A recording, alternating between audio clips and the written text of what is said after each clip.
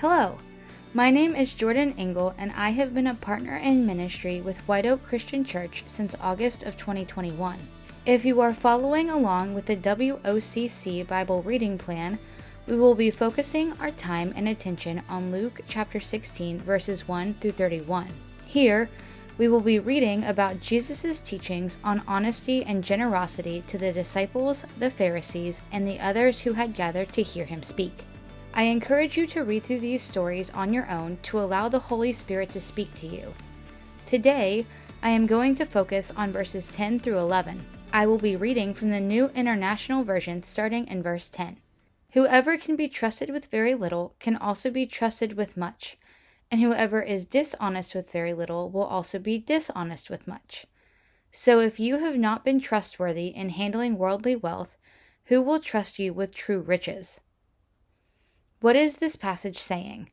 This passage is all about how we steward and use the things that God has graciously given us. For God to trust us with both worldly and true riches, we must prove ourselves worthy of what He allows us to have, whether temporarily or permanently. What does this passage mean?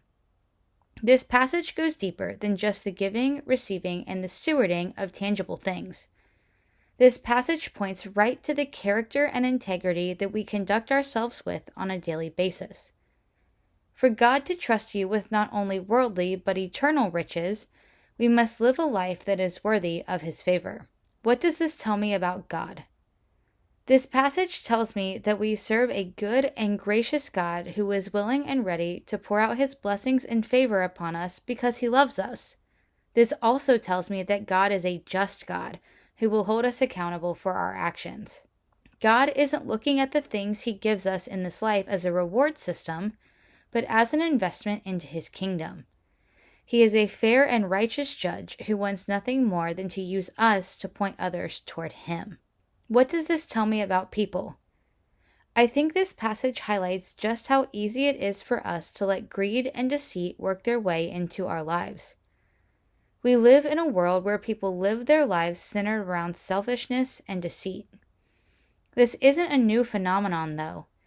In fact, we can trace this fallacy back to the Garden of Eden and the first sin that led to the fall of humanity.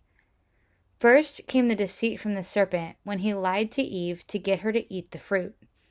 He convinced her that God was withholding something from her that would be better than what she already had. As a result of this, we see Eve's greed as she lets her desire for this good thing take over and determine her actions. The words we see repeated in that encounter are, "she saw." This tells me that in order for us to follow Jesus' teaching on being honest and generous, that we will have to work against our desires of what we see as good to gain the things that God values. How should I live my life based on what I have read? We should live lives that are so radically generous that people have no other choice than to attribute it to God.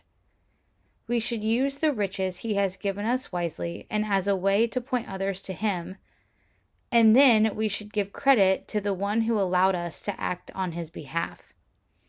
Please remember that the resources I am referring to are not limited to money or possessions, but also include intangible things such as time, love, and encouragement. Everyone has something they can be a little more generous with. We should live a life that displays such high character, integrity, and generosity that every interaction we have shows God's love to each person we encounter. To echo what Paul says in Ephesians 4:1, we need to live a life worthy of the calling we have received. Reflection questions. Spend a few minutes reflecting on and answering the following questions. 1. Am I living a life of true character and integrity that reflects the love and teachings of Jesus? 2.